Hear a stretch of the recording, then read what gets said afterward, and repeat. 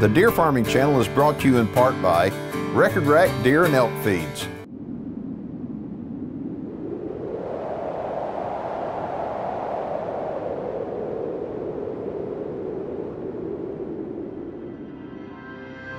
As a deer hunter, I want to know all I can about America's favorite big game animal. That's why I became a deer farmer. Without deer farms, we lose our greatest resource for research and whitetail management. With them, we gain more knowledge than ever before. Join me as we discover the truth about whitetails and meet those who work every day to preserve this great species for future generations. My name is Keith Warren, and this is Deer and Wildlife Stories.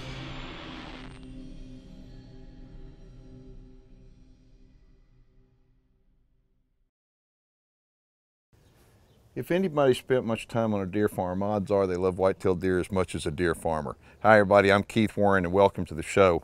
You know, one of the most common questions that deer farmers receive is where do deer ultimately wind up that are raised on a deer farm? Well, on today's program, we're going to answer that question and we're going to show you a lot of big deer right here in northern Ohio. Hey baby.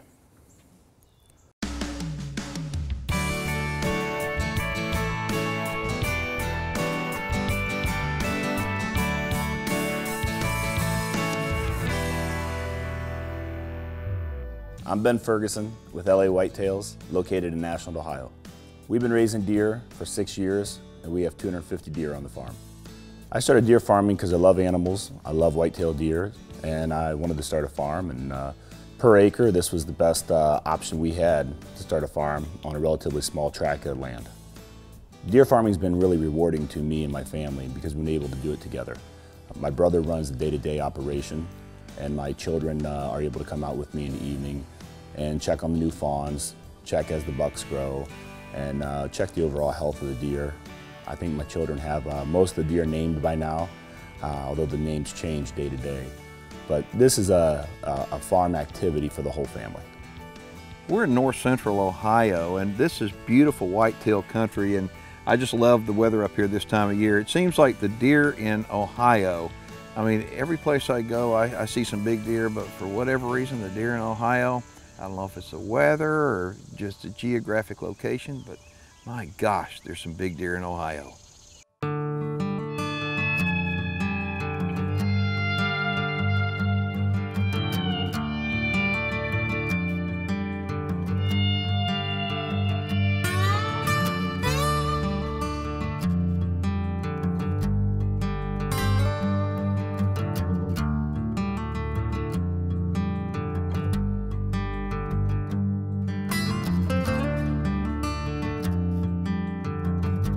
My children love to help out on the farm. Loan and Layla love to come back and watch the deer. They learn a lot about nature.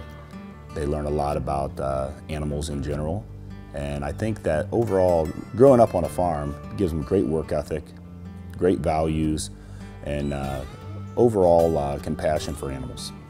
I don't know of a better place in the world to raise a kid than on a farm, and specifically on a whitetail farm. You know, at this point, I mean, Ben's youngest son, Lowen, I mean, he's been around since he was a little bitty guy coming up and feeding the deer. And I've known Lowen since he was a little bitty guy. And it's interesting to watch him interact, but now he's got a little sister. And although she may be too young to actually start helping and working, she's not too young to be interested. And so I don't know of a better place to raise a kid than on a deer farm. We're the Fergusons. We're the Fergusons. And you're watching Deer and Wildlife Stories. And we'll be right back. And we'll be right back. The Deer Farming Channel is brought to you in part by New Dart, leading the industry in accuracy. When you come out here to LA Whitetails, the one thing that you're going to notice if you're a deer farmer is instantly you're going to notice that these deer are really, really calm.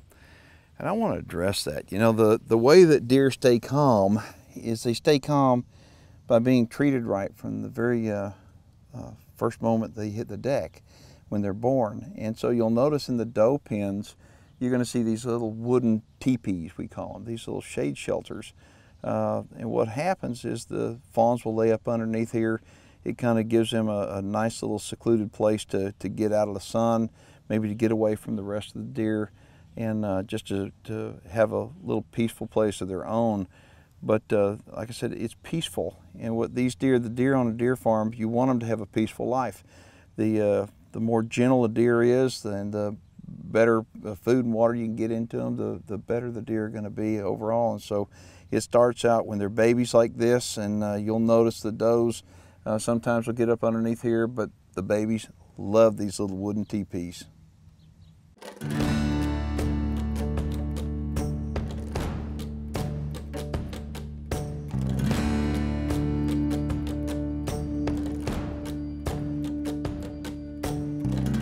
Now these deer, they've got some age on them. How old are they? These are all, this is the 3-year-old pen. We have one in here, it's one of our original sires, and other than that, they're all 3 years old. Is that, and I know as I look through the farm, you've got different color tags on them. I noticed that the bucks in here are all black tagged. Is that to indicate they're all 3-year-old? Right. Yeah, every year we change the tag color. It helps us identify them quickly. And we also try to sort them by pen throughout the year. The only time we split that up really is for breeding. Okay. Well, but we had been talking off camera about y'all have really a different breeding strategy. You kind of went back to the old way of breeding. So explain that. Well, you know, what we do is we try to quickly establish our genetics. And, you know, there's a lot of people in the market, and quite frankly, we were guilty of it, is we were going out and buying different genetics from all over the nation, and we really didn't streamline that and find what produced consistently on our farm. And I think everybody has their way of breeding. What we have done is we found a couple, what I'll call main lines of genetics.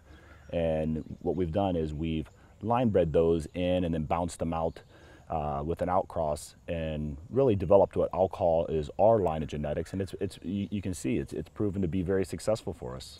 Well, I think that one thing in our industry, it's in the deer farming industry, as you know, it's almost like the flavor of the month type deal. Okay, I mean, there's so many big deer out there, and when you get so many deer out there with good genetics, somebody's going to pop and get big. But the key is you don't really know if those big deer, when they are yearlings or 2-year-olds, are even going to produce. Well, you know, that's the thing is, you know, you start doing that, and again, we've done that, and I think that there's certainly a part of that should be in everybody's breeding program, and I think that should be an outcross as opposed to doing that every year.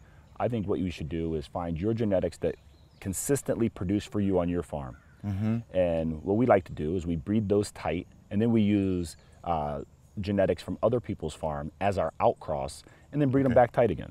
Well, it also saves you on semen purchasing too. Oh, without a doubt. So without a doubt, that's why we have these big breeders and these sires on our farm. Okay, but I've heard y'all have a deer over here. Which one is a buck named Production? Production, huh? Yeah, he's incredible. We really like him a lot. He's up here on the hill. Yeah. And if you take a look and you see, you know, what he's done, he is what I'll call a fast starter. And when I say fast starter, I don't mean each season. I mean as a yearling. If you take a look, and we'll see as we go through today, our yearlings aren't nearly as fast as starters as what I've seen in other people's business. But we're not moving these deer as yearlings. We're not promoting these deer as yearlings. What we're doing is we're promoting them in 2 and 3 and 4 and 5 years old. And what we're more interested in is the genetics as opposed to how they look as a yearling. Okay. And so production, he came on early though? He came on early. He came on strong as a yearling, and Delvy and I decided this is one that we're going to breed with. We liked his pedigree a lot. That's why we called him Production. And he's a Rolex Kingpin son. And you know, you take a look at what those 2 sires have done for the industry in general. And you know, we felt that there's almost no way he's not going to produce for years. And we're seeing it. We're seeing it. We like him a lot. So who's this other guy over here? He's nice. Yeah, he's incredible. I think he's one of the prettiest, biggest bucks on our farm, and that's Waldo. And that's a direct son from one of our original sires, which was Bulldog. Okay. Wow. Well, this is beautiful. Well, you've got a buck named Rush. Where is he? He's over in another pen here. He's incredible. We love this buck. The Deer Farming Channel is brought to you in part by Record Rack Deer and Elk Feeds. All right, part of taking good care of your animals and practicing good animal husbandry is to make sure that they're fed properly and they're watered properly. As far as feed, in every one of the the pens, you're going to notice a shed like this, a little feed bunk. And then they've got a mixture of feed here. This is a textured feed. It's got a mixture of record rack pellets in it, and it's got some corn, some soybeans, some oats. But they put some soybean oil in here with it. What this does, it allows the deer to come anytime they want and to be able to eat from here, and they can monitor how much the deer are eating per day. And what they'll find out a lot of times is that a lot of times these animals will come in, they'll consume more one time a year versus the other time of year, depending upon what their nutritional needs are, whether they're growing antlers or whether does are lactating or whatever. But in addition to having feed out like that, one thing that they've done differently here, now this is Ohio, and it gets doggone cold up here. This is an electric water. Years ago, they were watering by hand up here, and I mean, that's a chore when it gets down below freezing up here. But the deer have to have good water, good clean water, and we need to do everything we can to encourage them to drink as much water as possible. So what this is, they ran underground water, underground electric, and this is, like I said, it's electric water. So there's always good, fresh, clean water, even in the dead of winter. And the one thing that we have found with raising big whitetail deer is the more water that you can get into them, the better they are. All right, so this is just a pen of yearlings then? Yeah, well, yeah, we got the yearlings. And, hold on. I know who that is. That's got to be Rush. That's right. Yeah, he is. He's the biggest by far buck on our farm, and he has really done a lot for us as far as the production side. And, most of the yearlings in here are out of rush, and again, it goes back to talking about the production, and what he's been able to do with his genetics. He's Shadow Bucky Herbie. And those genetics, Shadow, Bucky, and Herbie, that is such production. And that's what, again, we're going to talk about it a lot. That is what we do here on our farm. We really focus on consistent production. Well, I look at your pens, and I think these deer, they're all gentle. Right. All of them. And that's a sign of good animal husbandry. Right. Okay, it's a sign of spending a lot of time around the animals. I mean, the more time you spend around the animals, the more they're going to get used to seeing you and you them. Right. And you can also pick up whether they're not feeling well or not. Right. Right. Okay, and when they're not feeling well, boy, you can pick it up like that, like one of your kids. If your kid isn't exactly feeling good, your kid's not feeling good. So as a deer farmer, we're looking at these guys, and I haven't seen a deer that doesn't feel good here. These guys are all healthy. They all have their unique personalities, believe it or not. I know you know that. Yep. And my brother's in these pens, sometimes, no kidding, 16, 17 hours a day. So he's able to pick up immediately when somebody's not feeling well, when somebody's stressed up, somebody's pacing, somebody's laying when they should be up, they should be at the feeder. And he's able to get on it quick and treat them. And again, I'd love to take the credit for what you see here as far as the calmness and the overall health of the animals, the quality of our pens. We're going to talk about that a little bit later. But my brother's the one who does that, and he's been wonderful for me and wonderful for the farm. And you take a look, you can see what it's able to do for us. All right, well, you've shown me the 3-year-olds and now 1-year-olds and Rush. Take me to your 2-year-old pen. All right, let's go. The Deer Farming Channel is brought to you in part by New Dart, leading the industry in accuracy.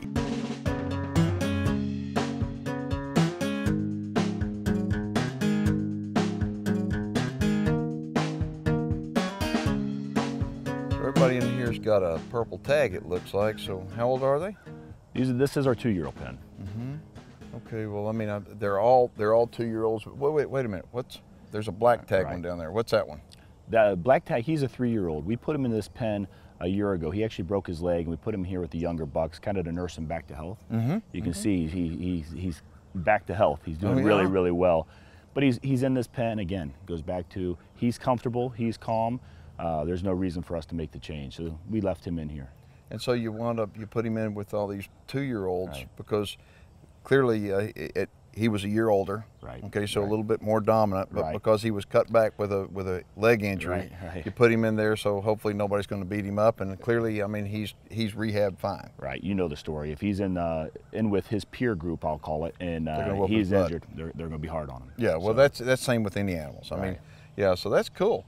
Okay, but wait a minute. There's a big yellow tag buck over there. What's the deal with him? Right. Well, that's Bucky's Impact. He's been a good breeder on our farm as well. He had a full brother named Aces Up, And the two of them have done a lot for us in the industry in general, but they've done a lot for us on the farm. You'll see a lot of production out of these two bucks.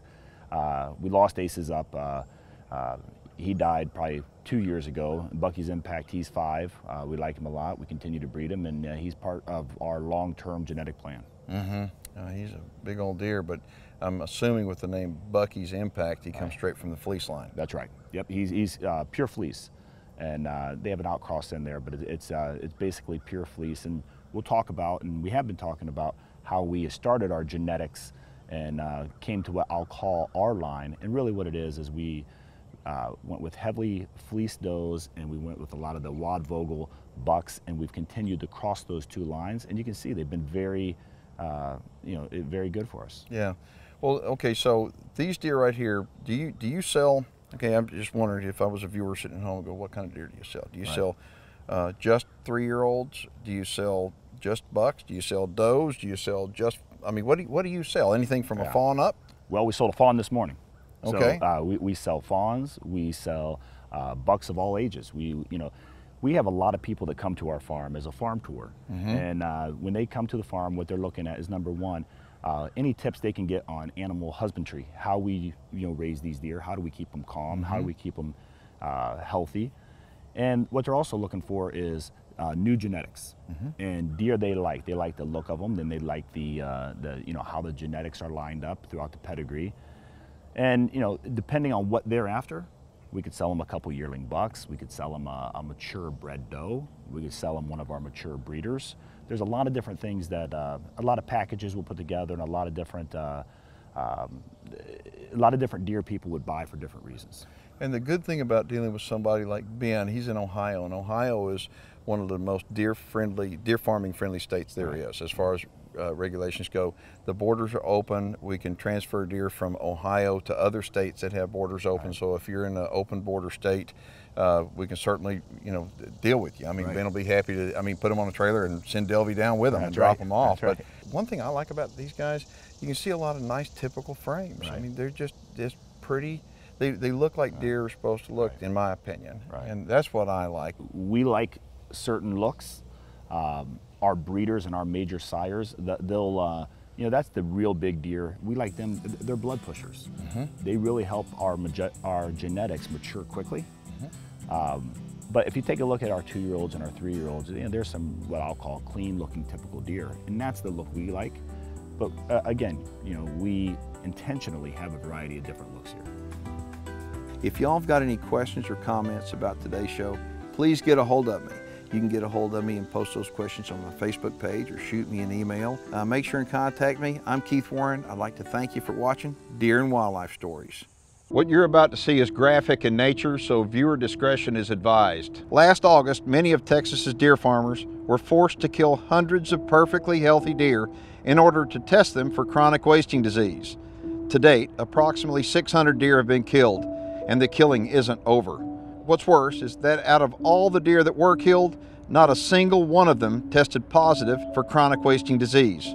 I don't know about you, but to me there's just something wrong with the picture when you start killing perfectly healthy deer to test them to make sure they're not sick with chronic wasting disease. Now, CWD has been around for over 50 years, and I'm a believer that CWD, it needs to be managed from science-based management rather than from a political agenda. And I think that we ought to learn from states that have been battling CWD for more than 50 years, and they themselves say that there's nothing they can do to manage it. What they need to do is just monitor it. So again, I think that we ought to base our CWD stuff all on science and not on a political agenda. If you'd like to find out more about chronic wasting disease, let me encourage you to go to the website cwdmyths.com.